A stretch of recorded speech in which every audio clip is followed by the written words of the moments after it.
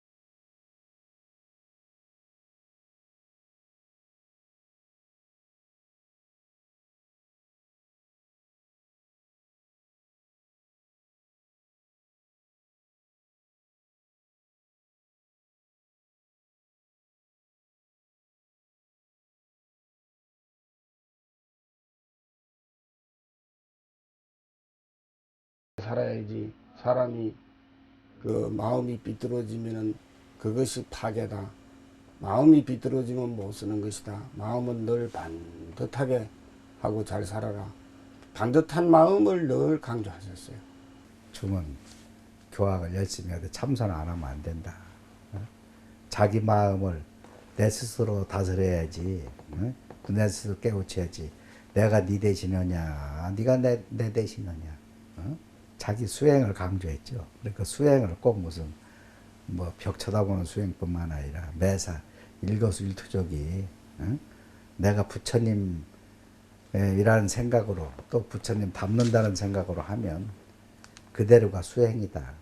하심만 한다고 한다면 안 이루어질 수 있는 게 없다. 또 도로도 다 통할 수 있는 것이고, 그 하심 마음 속에는 남을 돕는 보시의 마음도 있고, 또 나를 포기하는 마음도 있다. 그러니까 나를 낮춤으로써 모든 것이 이룩되고 남이 존중해 주는 것이지, 나라는 상을 내면은 절대 그것은 남이 인정해 주지 않는다. 오히려 시기 질투하고 번뇌망상이 많아서 도를 이룰 수 없다고 하는 말씀을 아주 자주 해주신 걸로 기억을 하고 있어요. 불법을 바로 알고 실천 수행하면은 그것이 바로 원행의 길로 들어간다. 인생을 살면은 욕망의 길과 원행의 길이 있는데, 욕망으로 사는 사람은 내가 잘해야 되겠다, 나만 잘 되겠다 이런 생각이 앞서기 때문에 보통 사람은 삶이지만, 나보다도 너를 먼저 생각하고 공존을 생각하고 같이 갈 수 있는 이 원행의 삶이 바로 한소식한 경계다.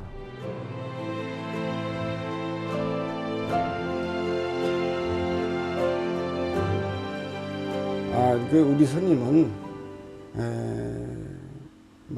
포교 쪽하고 그리고 부처님을 애호하는 그런 쪽에 마음을 더 두신 게 아닌가 그렇게 생각됩니다.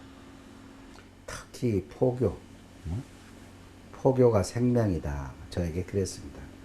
포교가 생명이고, 포교는 존재 이유고, 포교는 존재 가치다. 수행은 포교를 하기 위한 힘을 기르는 것이다.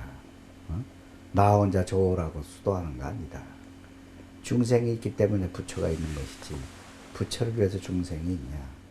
많은 포교에 전념하신 분을 알고 있어요.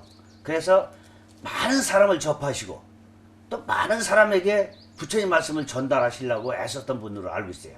그래서 참선이나 주력 같은 것보다는 오히려 스님은 사람을 만나고 접촉하고 이런 가운데서 부처님 말씀을 펴야 되겠다는 그런 원력을 세웠던 분 같아요. 일본 순사들이 하도 우리 조선 사람을 무시하고 막 기마 순사가 말 타고 다니면서 그 말 때리는 채찍으로 조선 사람 막 때리고 그러니까 그걸 울보를 못 참고 그 가서 이 순사 말 타고 오는 순사 그 순사들이 다 이 저 장화를 높게 싣잖아요. 장화 그 위에 말하자면 전경이 그 위에가 물어뜯었답니다. 그러니까 얼마나 그 반동이겠어요. 3.1운동 때부터 그렇게 열렬하게 자기 몸을 버리면서까지 옥고 생활을 치르면서까지 하셨잖아요. 그런 하셨지만 일본 사람들이 그 관광객이기 때문에 와서 그 시집도 넣은 것도 다 골라서 쓰지 말아라 하고 보내줬는지 하여튼 그걸 절대 쓰지 못하게 했던 그런 기억이 나요. 비구 대처간 분쟁 시 비구승 대표 5명 중 1명으로 활동한 추담 스님은 언론에 비구자가 승이냐 대처자가 승이냐라는 글을 발표해 정화운동의 필요성을 역설하셨다.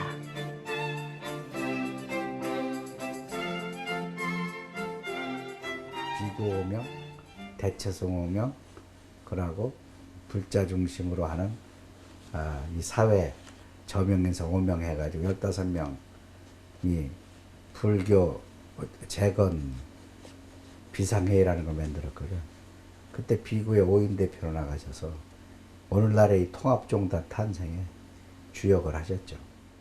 청담 스님과 함께 같이 그 정화운동에 뛰어들으셔서 몸을 아끼지 않으셨어요. 그 양반은. 그 몸을 아끼지 않고 그때 그 뭐 숱한 고통이 많았습니다. 그 당시 정말 어려웠던 우리 조계종이었기 때문에 엄청난 어려움이 따랐었는데 그래도 그걸 굴하지 않으시고 아주 그냥 뭐 부처님의 옳은 그런 법을 펴기 위해서는 정화운동 아니면 안 된다. 비구승 측 대표 5명 중에 한 분으로서 대법원이라든지 이런 법원에서 탁 하셔가지고 직접 그냥 뭐 검사가 논고하듯이 변호사가 변호하듯이 직접 말씀을 많이 하셨고요. 그 다음에 이제 그 신문지상의 글과 일반 신문의 통해 글에서 불법의 대처는 있을 수 없다고 그걸 이제 그 집중적으로 이제 홍보하시면서 불교 정화에 앞장서신 걸 알고 있습니다.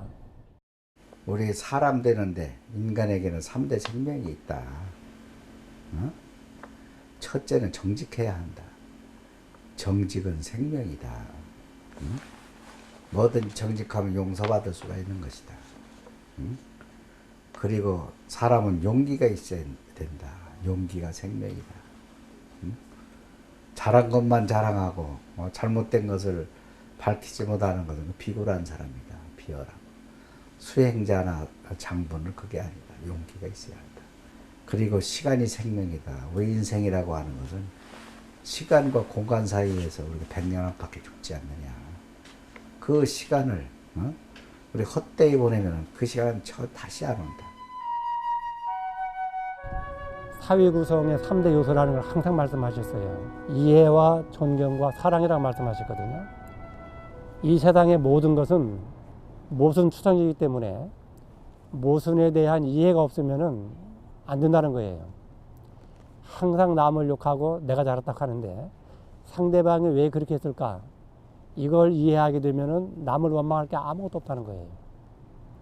그래서 이해를 해야 이 사회가 건전하게 되고 그 다음에 존경을 또 해야 된다는 거예요. 이 사람한테는 어쨌든 연장자든 학식이 높든 수행이 높든 이런 어른들한테 존경심이 있어야 된다는 거예요. 존경심이 없어서는 사회의 질서가 무너진다는 거고요. 그 다음에 사랑을 말씀하셨는데 사랑은 연장자나 모든 높은 지에 위치에 있다고 느껴지는 사람들은 밑에 사람들한테 끝없는 사랑을 베풀어야 된다.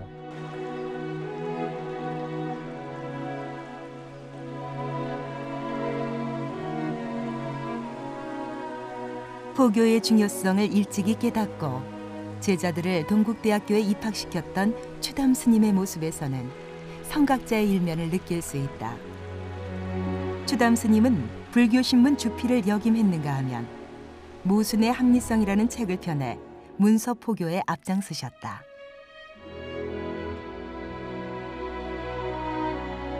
사회 구성의 3대 요소와 사람의 3대 생명을 강조한 저서는 대중을 위한 대기설법이라고 할 수 있다.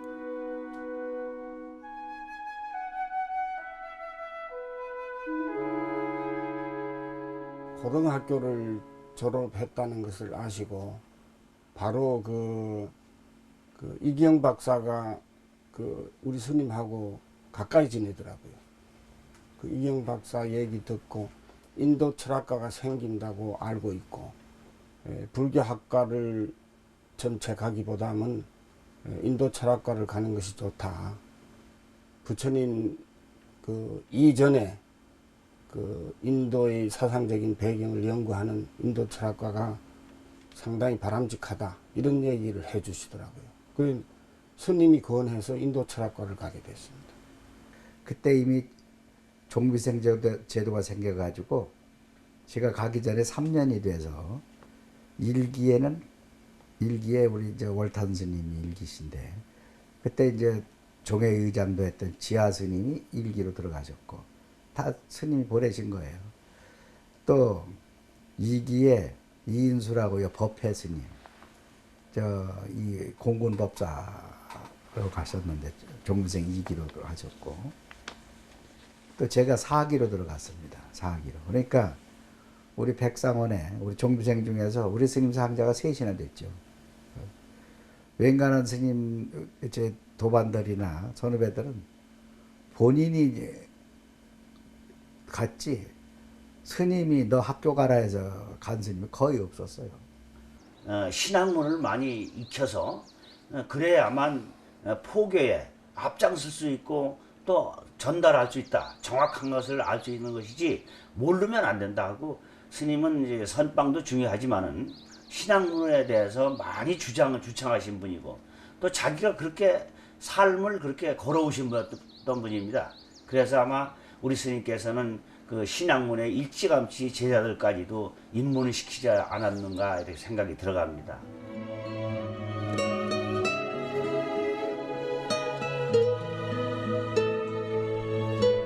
추담 스님이 박정희 대통령을 만나서 법주사 미륵대불 불사의 화주가 될 것을 권한 것은 두고두고 회자되는 얘기다. 법주사 미륵대불은 추담 스님의 불심과 원력으로 여법하게 장엄될 수 있었다. 그때는 경무대 나왔어. 그 앞에서 매일 가서 서 있었다는 거예요. 매일 하루에죠. 그러니까 열흘인가 보름인가 어쨌든 줄기차게 합장하고 서 계셨다는 거예요. 그런데 이제 박정희 장군이 지나가다 본 거예요. 저 스님이 어떻게 매일 와 계시냐. 그분도 불연이 있으신 분이니까 그러죠. 아이 그러니까 한번 알아봐라. 법주사 주지인데 그 의장님을 만나려고 그런다. 그럼 뭐냐? 만나는 것은 그 불사관계다. 들어오라고 그래라. 해가지고 이제 만난 거예요. 거기서 말하자면 박정희 최고의 의장 박정희 장군한테 그 권선을 한 거예요. 이거 이렇게 우리 일제시대 때 우리 민족의 독립과 번영을 위해서 했던 불자가 이렇게 못했다. 그러니 장군께서 이걸 좀 완성해 달라고. 근데 그 부처님이 하도 그 새들이 날아다니면서 앉혔다가 일어나면 똥을 싸고 가고 그래서 스님이 못 보겠다 그러시면서 하시는 말씀이 이 불사를 해야 되겠다 하셔서 아마 그때 제가 기억하기로는 박정희 대통령이 최고회의장 당시입니다. 그때 불심이 있었던 분이기 때문에 우리 스님한테 그때 돈으로 아마 한 100여만 원, 상당히 큰 돈이죠. 그래서 주셔서 보조를 해주셔서 국가 돈을 63년도쯤 해서 민정이양 당시입니다. 그때 이제 불사 마무리할 때인데 당신 민정이양 할 때 거기 직접 다녀갔습니다. 그 뭐 찍은 사진도 어디에 한번 있은 걸 봤는데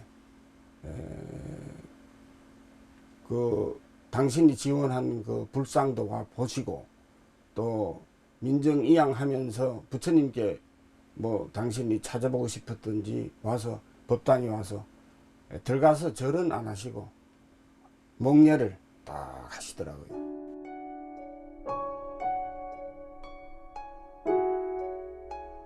추담 대종사는 열반 직전까지 서해를 즐기셨던 문사이셨다.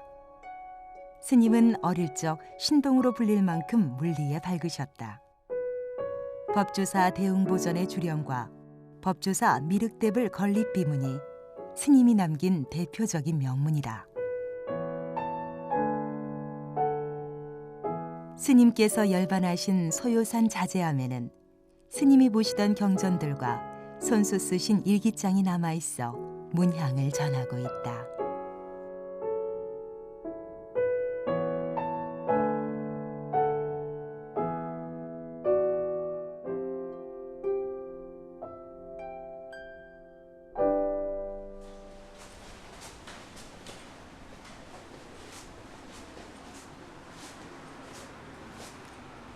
제가 저기 그 보관하고 있는 그 은사스님 유품인데요.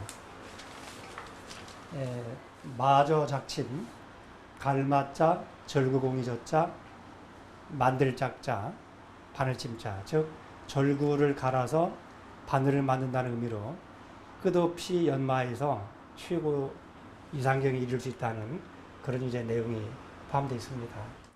어릴 때도 글씨를 아주 신동으로 이 동네 사람들이 뭐 칭찬이 아주 자자했다고 합니다. 근데 저희들이 봐도 그 붓글씨 필력이 아주 좋습니다. 그리고 펜 글씨를 써도 아주 잘 쓰셔요. 그래서 스님이 평소에 그 붓글씨는 지금 기억나는 것은 금강경에 있는 그 억무소주 이생기심 그걸 늘 잘 쓰시는 걸 봤습니다. 스님께서 5살 때부터 붓글씨를 쓰셨답니다. 그 가시는 해의 마지막 전시회까지 하셨죠. 하셨는데 그 많이 쓰신 것이 비지원만 광수무량 비 자비와 지혜가 원만하고 자비가 무량하다. 우리 스님은 하루 글을 쓰시면 한 반나절은 글을 쓰십니다. 반나절. 근데 그 먹을 누가 갈았느냐? 제 혼자 갈았습니다. 제 혼자. 그래서 그 한 붓을 한 번 찍을 때 그 먹물 그래 아까울 수가 없었어. 그래 그렇게 반나절을 쓰셔도 지치질 않으셨던 분이야. 그렇게 글을 쓰시길 좋아하고 또 글을 좋아하셨어요. 상당히 문수보살과 이제 여러 가지로 정신적으로 통하는 스님인가 그래 생각됩니다. 그러니까 이제 문수보살의 그 개성을 늘 일생 그것을 활용하시고 늘 법문 속에도 그걸 잘 하셨어요. 문수보살 개성을. 그 은사스님의 그 지혜를 생각하면 문수보살을 많이 원용을 하셨고요.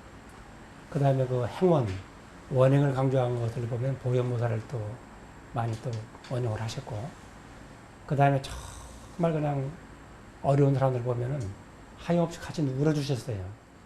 그런 거 볼 때는 이제 관세음보살님의 그 끝없는 자비, 그러니까 문수보살의 지혜와 보현보살의 행원과 관음보살의 자비를 같이 갖추신 그런 그 어른이시다. 나는 그렇게 생각하고 싶습니다. 법보와 같은 분이다 그랬어요. 법보와 같은 분이다. 부처님의 법을 피는 보배와 같은 그런 거와 같은 것이다. 나는 우리 스님을 그렇게 봅니다. 귀중하게 생각합니다. 그래서 우리 스님을 나는 한마디로 요약해 본다면 그건 법보와 같은 분이라고 우리가 모셔야 되고 그렇게 칭송해야 된다 이렇게 봅니다.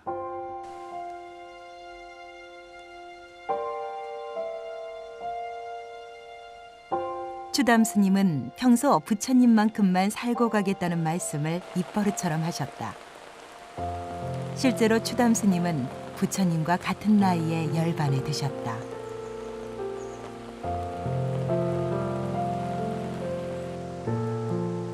스님의 법력이 얼마나 지중하셨는지 알게 해주는 대목이다.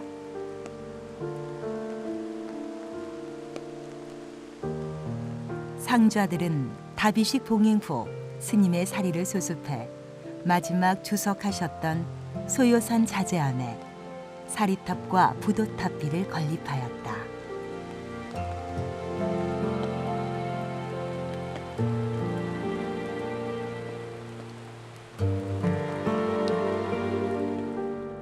마지막으로 당신이 상자들 사는데 한번 돌아본다고 그래 그 길로 올라가서 돌아가셨어요.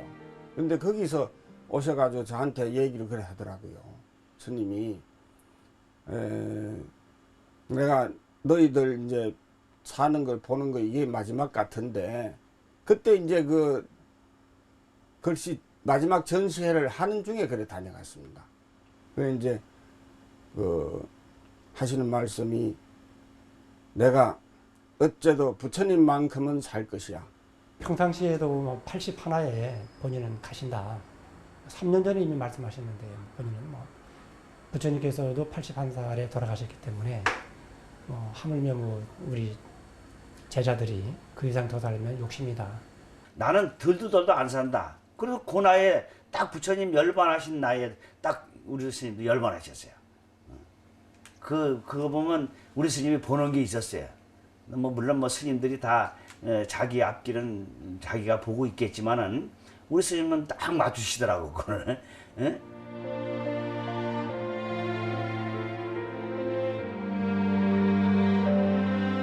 부처님만큼만 살고 가겠노라는 말씀을 지키기라도 하듯 세납 81세에 열반에 드신 추담 스님. 이 천지는 나와 한 뿌리이고 만물은 나와 같은 몸이라는 열반속 내용대로 스님의 법체는 가고 없지만 스님의 가르침만은 오롯이 사바세계에 남아있으리라.